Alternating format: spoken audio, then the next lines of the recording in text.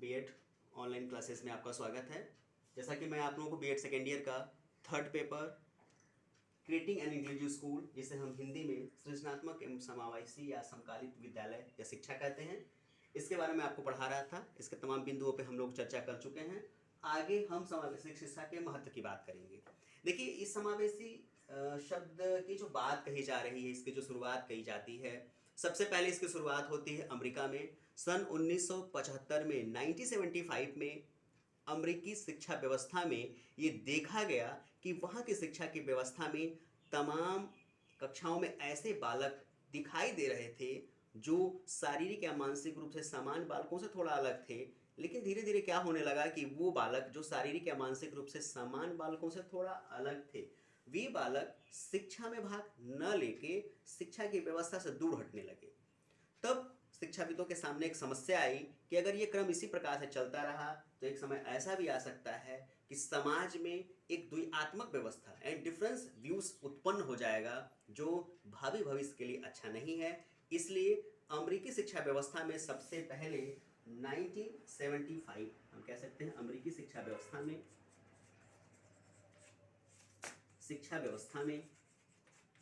1975 में 1975 में इस समावेशी शिक्षा या इंक्लूसिव स्कूल की बात कही गई, जिसमें यह बताया गया कि यदि हम असमर्थ बालकों को भी समान बालकों के साथ शिक्षा नहीं दे पाते हैं तो समाज में एक समय ऐसा भी आ सकता है जब समाज में जो लोग हैं उनके अंदर भावनात्मक रूप से एक असमानता उत्पन्न हो जाएगी, जो भविष्य के लिए उचित नहीं होगी। इसी व्यवस्था को समझने के लिए समावेशी शिक्षा की बात कही गई। एक बात और बहुत विशेष इसमें कही जाती है कि प्रारंभिक तौर में 1975 की बात हम करें तो प्रारंभिक तौर में जब इस समावेशी शिक्षा की बात कही जा रही थी तो एक समस्या और उत्पन्न होने लगी। तमाम विचारकों का ऐसा मानना था कि समान बच्चों को विशिष्ट बच्चों के साथ शिक्षा नहीं दे सकते हैं, क्योंकि जो विशिष्ट बच्चे होते हैं वो शारीरिक या मानसिक रूप से अक्षम होते हैं। सीखने की व्यवस्था में वो उतने ठीक प्रकार से भाग नहीं ले पाते हैं जितना कि समान बच्चे, और कक्षा में शिक्षक को पढ़ाने में काफ़ी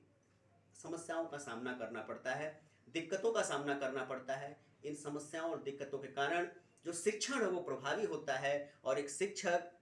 तरह तरह के बालकों को सिखाने में इतना परेशान हो जाता है कि जो सामान्य विशिष्ट बालक हैं, जिनकी मानसिक क्षमता या तो अच्छी है या बहुत अच्छी है, वो उन असमर्थ बालकों के साथ सीखने में थोड़ा सा अपने आप को असमर्थ महसूस करते हैं। लेकिन इन तमाम समस्याओं के बाद, तमाम आलोचनाओं के बाद एक निष्कर्ष निकाला गया कि नहीं, हम एक शिक्षक के तौर पे कक्षा में उत्पन्न रहने वाले, कक्षा में उपस्थित रहने वाले सभी बालकों को, चाहे वो शारीरिक मानसिक रूप से अक्षम हैं या समान हैं या अति विशिष्ट हैं, इस सभी प्रकार के छात्रों को, बच्चों को एक जगह, एक स्थान पे ही शिक्षा उपलब्ध करानी चाहे, जिससे कि सभी बालक आपस में जुड़ के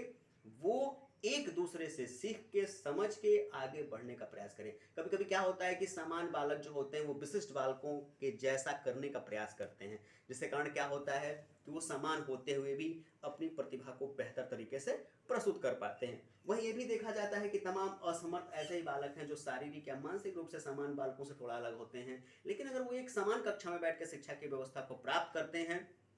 तो उन बालकों के अंदर, वे चाहे शारीरिक या मानसिक रूप से थोड़े अक्षम हैं, लेकिन उन बालकों के अंदर भी आत्मिक तौर पे एक ऐसा प्रतिवेदन मिलता है, एक ऐसा बल मिलता है कि वो समान और विशिष्ट या अति विशिष्ट बालकों की व्यवस्था या उनके जैसा शिक्षा कार्य या उनके जैसा ज्ञान प्राप्त करने की चेष्टा से जागृत करते हैं। इसी महत्व को दर्शाते हुए हम इस समावेशी शिक्षा की व्यवस्था को लागू करते हैं। अब इसके मैं कुछ फायदे बता दे रहा हूँ। शिक्षा व्यवस्था के फायदे क्या है, इसका जो महत्व है वो क्यों है, वो महत्व कहाँ से उपस्थित होता है, इसके लिए मैं कुछ चीजें आपको बता रहा हूँ। ये महत्व और किस तथ्यों से हम इसको आकलन कर सकते हैं। इसके महत्व की हम बात करें तो सबसे पहले हम एक देखते हैं कि शैक्षिक वातावरण।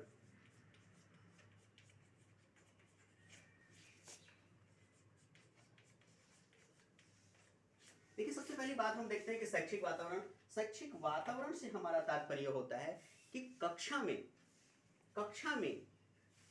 उस कक्षा में जितने भी बच्चे हैं, चाहे वो सामान्य बच्चे हैं, चाहे वो अति विशिष्ट बच्चे हैं या कोई अक्षम बच्चे हैं, इन सभी बच्चों को एक समान सीखने का अवसर मिलता है, एक बेहतर शैक्षिक वातावरण बनता है। बच्चे अपनी कमियों को, अपनी परेशानियों को भूल जाते हैं और सभी छात्र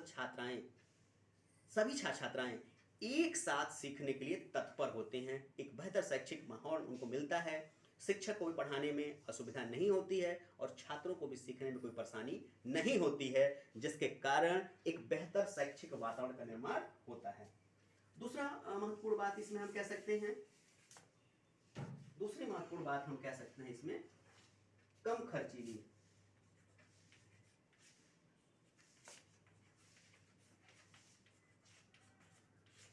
दूसरी महत्वपूर्ण बात करते हैं इसका महत्व क्या है कि ये जो समावेशी शिक्षा है वो कम खर्चीली है। कम खर्चीली से हमारा तात्पर्य होता है, कम खर्चीली से हमारा तात्पर्य होता है कि यदि हम समान बच्चों को, विशिष्ट बच्चों को या अति विशिष्ट बच्चों को अलग अलग पढ़ाने की व्यवस्था लागू करेंगे तो उसके लिए तमाम शिक्षकों की आवश्यकता पड़ेगी, तमाम विद्यालयों की आवश्यकता पड़ेगी और तमाम ऐसे तथ्यों की आवश्यकता पड़ेगी जिससे समाज ही नहीं सरकार पे अधिक से अधिक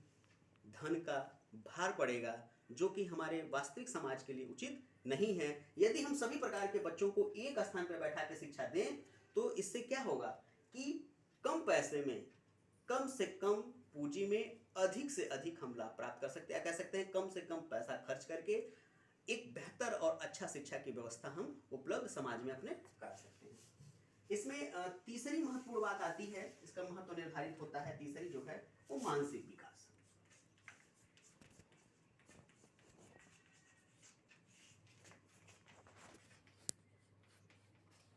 देखिए मानसिक विकास से हमारा तात्पर्य होता है कि सब छात्र, सबसे हमारा तात्पर्य है सभी लोगों को, चाहे वो विशिष्ट हो, चाहे अति विशिष्ट हो, चाहे सामान्य हो, ये सभी छात्र एक स्थान पर बैठ के शिक्षा की व्यवस्था में अगर भाग लेते हैं तो वे छात्र जो शारीरिक या मानसिक रूप से अक्षम हैं या कोई समान है या कोई बहुत अतिष्ठ है, ये सभी बालक जब आपस में जुड़ते हैं, आपस में बात करते हैं, कम्युनिकेट करते हैं, विचारों का आदान प्रदान करते हैं, सूचनाओं का आदान प्रदान करते हैं, तो इन सभी प्रकार के बालकों का जो मानसिक स्तर है, जो उनकी सोचने की गुणवत्ता है, ये जो कह सकते हैं मेंटल एबिलिटी है, वो विकसित होती है। और बालक के अंदर मान लीजिए शारीरिक रूप से अक्षम है, थोड़ी इसको दिक्कत है, परेशानी है या हैंडीकैप है, वो विकलांग है, इन विकलांगता होने के बावजूद उसका जो मानसिक स्तर है वो बहुत बेहतर होगा। क्यों? क्योंकि हम एक शिक्षक के तौर पे ऐसी शिक्षा की व्यवस्था लागू करते हैं जिससे कि वो अपनी कमियों को भूल के अध्ययन में भाग लेता है और अध्ययन के उपरांत उसका मानसिक विकास बेहतर होता है। इसमें हम चौथी बात देखेंगे सामाजिक मूल्यों का विकास। इसका चौथा जो महत्व होता है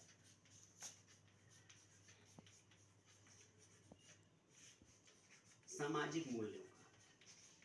देखिए सामाजिक मूल्यों से तात्पर्य होता है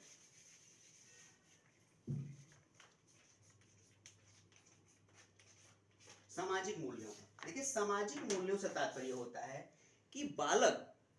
एक छोटा सा बालक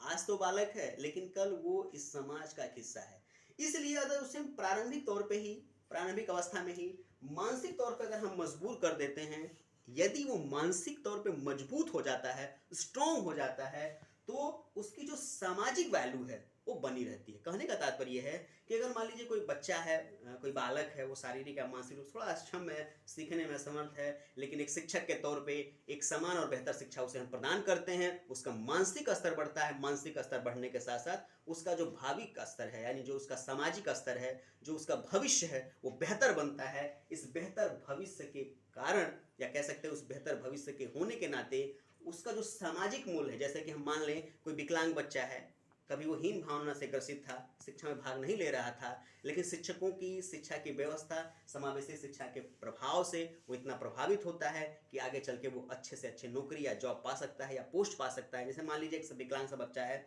लेकिन अपनी मेहनत, अपने मानसिक बल पे वो अगर बड़ा से बड़ा अधिकारी बन जाए, अगर आईएएस बन जाए अगर, तो उसका जो सामाजिक मूल्य है वो एक बेहतर तथ्य पे आंका जाएगा। एक और महत्वपूर्ण बात इसमें है